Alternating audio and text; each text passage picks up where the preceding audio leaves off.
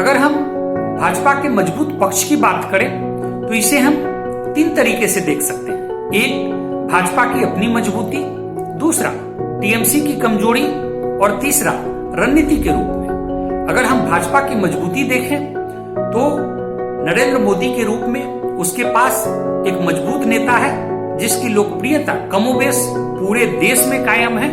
ऐसे में नरेंद्र मोदी के बल पर वह बंगाल में भी अपना स्टेट बढ़ाने को आतुर है। साथ साथ नेताओं की एक फौज है उसके पास, फंड की कोई कमी नहीं है।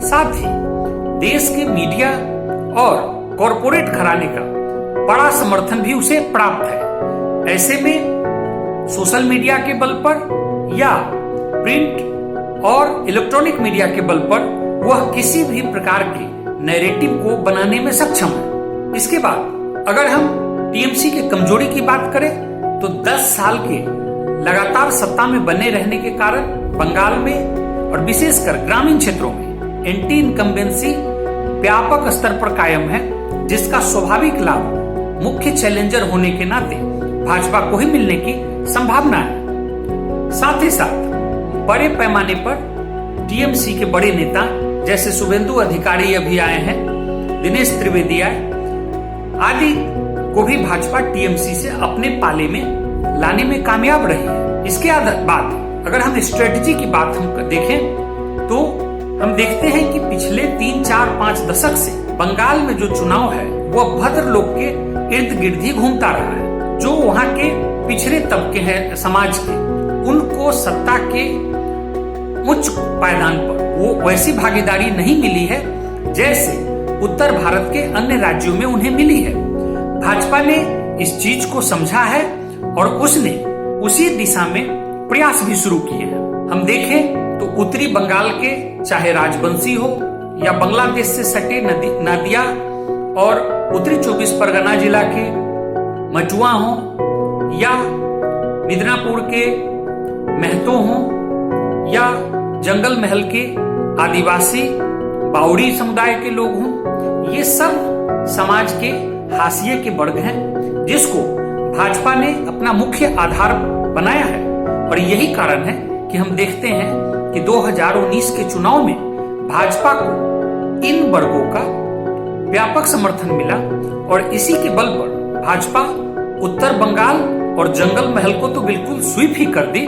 साथ ही बांग्लादेश से जो सटे हुए नादिया और उत्तर 24 परगना जिला के भी क्षेत्र हैं, उसमें भी उसका प्रभाव काफी अच्छा रहा। अब हम भाजपा के कुछ नकारात्मक पक्ष की बात करते हैं जो उसे इस चुनाव में कमजोर कर सकती है। सबसे पहले तो भाजपा के ऐसे नेता जो लंबे समय से पार्टी में बने हुए हैं, जिन्हें अब लग रहा है कि उनकी बारी अब आ गई है जीतने की।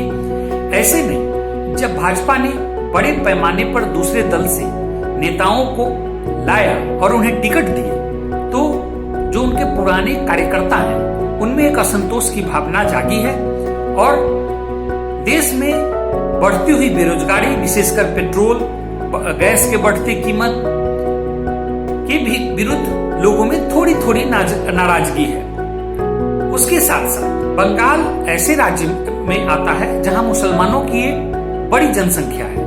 लोग कहते हैं कि लगभग 27, 28, 30% तक मुसलमानों की यहाँ जनसंख्या है। ऐसे में अगर मुस्लिम टीएमसी के पक्ष में एकजुट हो जाता है तो उसे 25-30% मत का एक कुशन मिलता है जहां से वो शुरुआत करती है। ऐसी स्थिति में भाजपा के लिए कठिन स्थिति उत्पन्न हो सकती है। साथ ही साथ उत्तरी बंगाल के दार्जिलिंग के इलाके में जो वहां के गोरखा जनपार्टी है उससे भी भाजपा की नाराजगी बढ़ी है और वह इस बार भाजपा के विरोध में चुनाव लड़ रही है। साथ ही हम देखें तो भाजपा बड़े पैमाने पर अपने केंद्रीय नेताओं को बंगाल में उतार चुकी है। भारत के अन्य राज्यों से बड़े पैमाने पर कार्यकर्ता वहां कैंप कर रहे हैं। ऐसे में ममता बनर्जी को लगता है कि वह बंगाली उपराष्ट्रवाद के मामले को उठाकर, इस विषय को उठाकर अपने प्रति सिंपैथी जनरेट कर सकती है और यह एक ऐसा मुद्दा है कि भाजपा के लिए जीती हुई बाजी भी पलट सकती है। अगर हम निष्कर्ष के रूप में देखें तो 2019 के बाद जितने भी विधानसभा चुनाव हुए हैं सभी में भाजपा का वोट लोकसभा की तुलना में कम से कम 8 और अधिकतम 25% तक घट गया है। झारखंड, दिल्ली, हरियाणा ऐसे राज्य हैं जहां हुए विधानसभा चुनाव में 2019 के लोकसभा चुनाव की तुलना में भाजपा के मत लगभग 20% से ज्यादा घट गया। ऐसे में सीधा गणित तो यह कहता है कि भाजपा को 2019 में जो लोकसभा चुनाव में मत प्राप्त हुए थे शायद उसे इस चुनाव में प्राप्त करना असंभव है। लेकिन एक बात है जो अन्य राज्यों से अलग है। जिन राज्यों में 2019 लोकसभा चुनाव के बाद विधानसभा चुनाव हुए हैं उनमें से अधिकांश राज्यों में भाजपा की ही सरकार थी और उसको एंटी इनकम्बेंसी का सामना करना पड़ रहा था, जबकि बंगाल में ऐसा नहीं है। यहाँ 10 वर्षों से ममता बनर्जी की सरकार है। इन परिस्थितियों में अगर हम देखें, मेरे हिसाब से यही एक ट्रिक छुपा हुआ है। अगर 2019 के लोकसभा चुनाव को हम देखें तो अंतिम चरण के चुनाव से पहले तक भाजपा को काफी बढ़त मिल चुकी थी। अंतिम चरण में कलकत्ता और उसके सबअर्बन एरिया में चुनाव हुए और उस समय अमित शाह के एक रैली के बाद शहर में वहां पर दंगा फसाद हुआ और ईश्वर चंद्र विद्यासागर के स्टैचू को तोड़ा गया, जिसका टीएमसी के द्वारा सारा जिम्मा भाजपा के माथे फोड़ा गया। और हम देखते हैं कि उसके बाद जिस फेज में चुनाव हुए उसमें टोटल 9 सीट के चुनाव हुए और 9 सीट टीएमसी ने जीत लिए।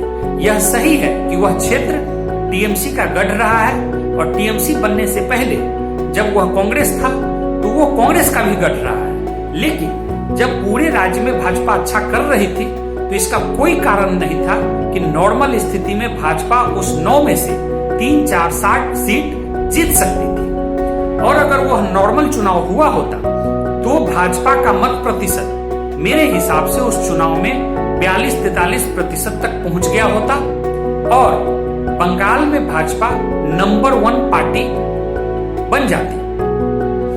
बंगाल के बारे में अगर हम कोई आकलन करें तो इस तथ्य को ध्यान में रखना अनिवार्य है। इसीलिए हम कह सकते हैं कि इस चुनाव में पिछले चुनाव के हिसाब से अंकगणित तो टीएमसी के पक्ष में बना हुआ है, लेकिन मोमेंटम भाजपा के पक्ष में है।